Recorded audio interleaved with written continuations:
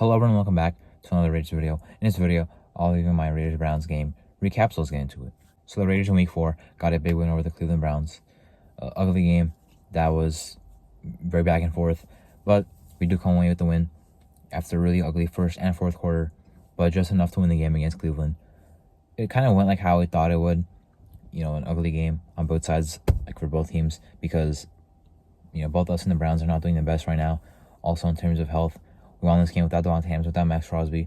Now, Devontae, we'll get into that. That's a whole different story, obviously. We're just kind of broke. But talking about this game strictly, it was a very important win to get the 2-2.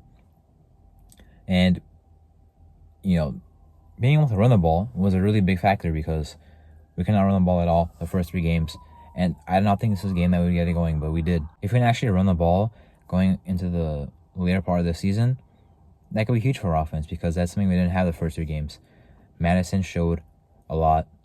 JPJ up there starting at left guard showed a lot. Even Zamir White had some solid runs. So I think that's definitely going to be helpful in the future.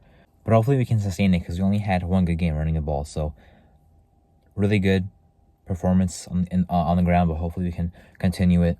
Also, without Devontae, I thought that was really interesting that we spread the ball around. You know what I mean? DJ Turner got a jet sweep, took over a touchdown. McAllister got a nice little toss play, went for 10 yards. You know what I mean? Trey Tucker got an end around, went for a touchdown. And I thought we did a good job of spreading the ball around. Harrison running out 2 catches against his former team. So I think that our offense didn't look too good, but it was a Cleveland defense. So I didn't expect it to do that good anyway, but only allowed 2 sacks, both of them being to Myles Garrett. That's, what he does. But I thought we kept Minshew clean for the most part. I thought we ran the ball really well. I thought we did what we could against this pretty good Cleveland Browns defense. You know what I mean? Got the playmakers involved. Hopefully more Brock Bowers production will, continue to happen as the season goes on.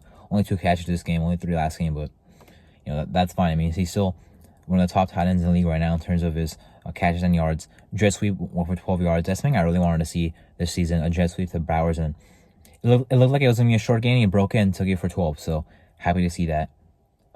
Just the creativity of getting our playmakers the ball and letting them do something with it. So that was a good sign. The defense looks back on track. What a really nice game. They weren't really doing much in the passing game. Watson had some of his plays. I don't think he lost the game because of Watson. I think he's still bad, but they did not lose the game because of him. You know what I mean? So I like the guy stepping up outside of not having Crosby. The guy stepping up.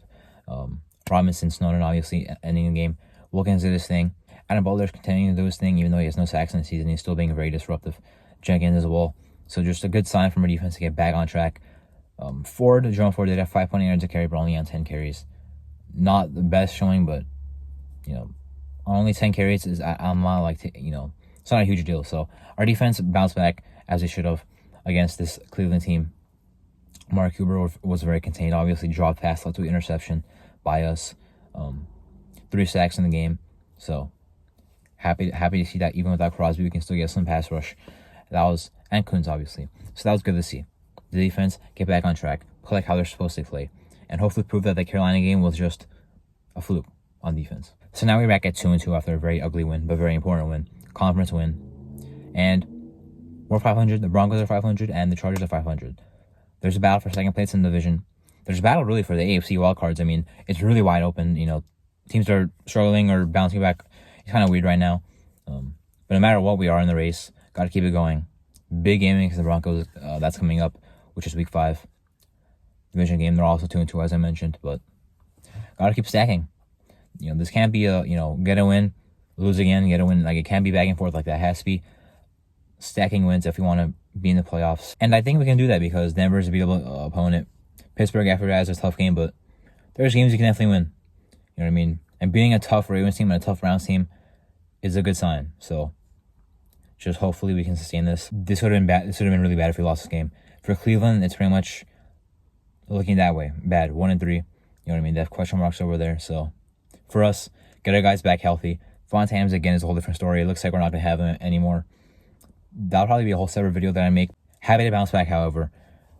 And let's keep this thing going. So anyway, that was my Raiders-Browns Week 4 game recap. I'm Marto, and thank you for watching.